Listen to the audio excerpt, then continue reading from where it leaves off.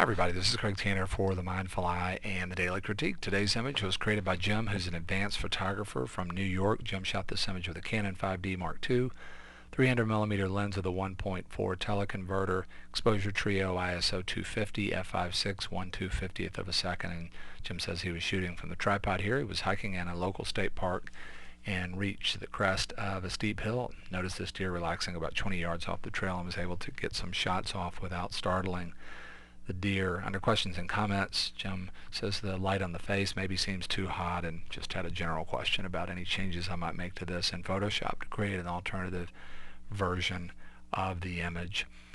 One of the things that I want to mention right away about this shot is just being able to pull off shots like this from a technical standpoint.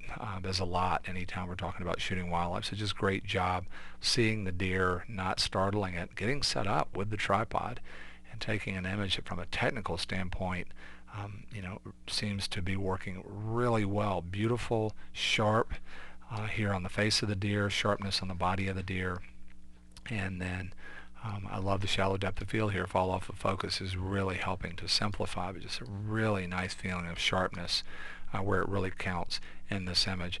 I also really like the composition overall.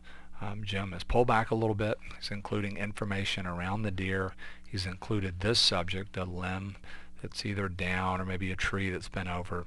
Whatever it is, it's doing a really beautiful job of rhyming the qualities of line on the main subject of the deer. It's also helping to create a feeling of just implied circular movement, which is very dynamic, and then placing the deer in a dynamic place in the rectangular frame here, I think works really well.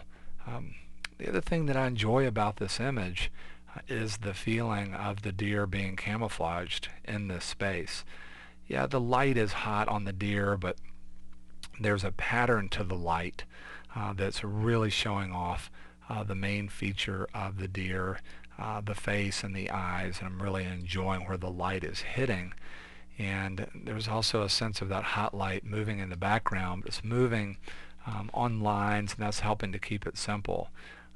Considering that when I look at this image and I get a sense of model light that's pretty hard coming through the forest, hard light doesn't really bother me. I think a lot of that has to do with just the quality of light in this eye and the way the light is falling on the face. I don't really know that I want to tone that down. Really, when it comes to creating an alternative version of this image, what I would like to do is desaturate this dramatically. One of the things that's happening for me here is that I get a sense when I look at this image of the idea of an animal being camouflaged in its environment, but then there's so much color overall that that kind of understated feeling of camouflage for me is going away. The other thing that can happen is that color just has so much emotional impact.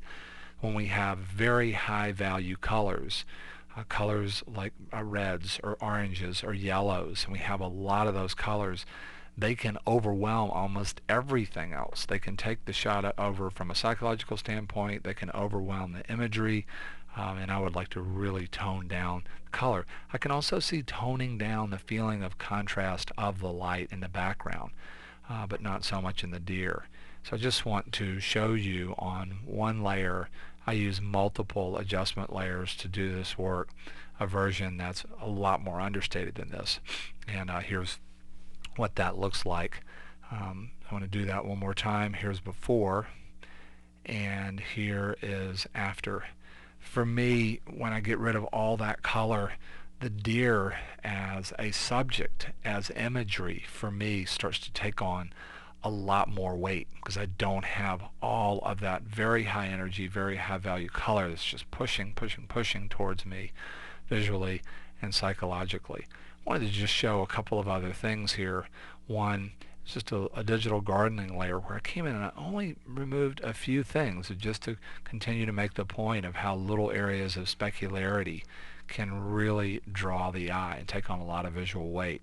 So there's before, now I'm going to turn the eyeball on, and there is after. Just getting rid of some of those high contrast, little bits of specularity, reflections of the light source, the sun, areas of high contrast that even though they're very, very small, to me they're competing with the face and the eyes of the deer. for my attention.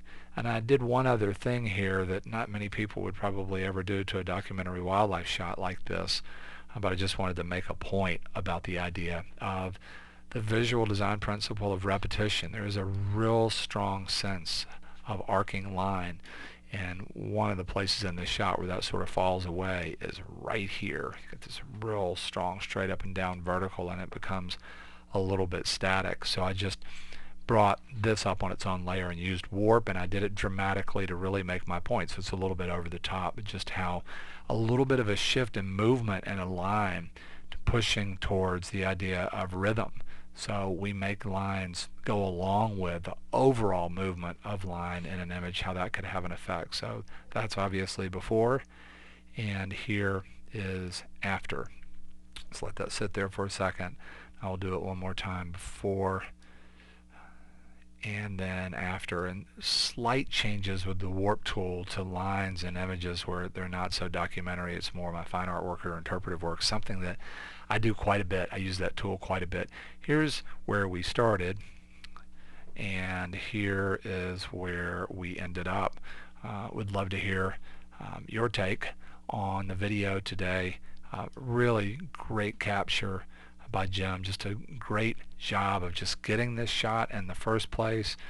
Really nice technically carried out, and really interesting quality of light here that I think really works. I love the feeling of camouflage, and I really love the framing here. I just love the feeling of the circle. I love the fact that Jim included enough environment to get the rhythm of the subject over the deer's head as an additional element that pushes this idea of beautiful quality of line. Say a big thank you to Jim. Big thank you to you for being here. Hope to see you again real soon on the Daily Critique.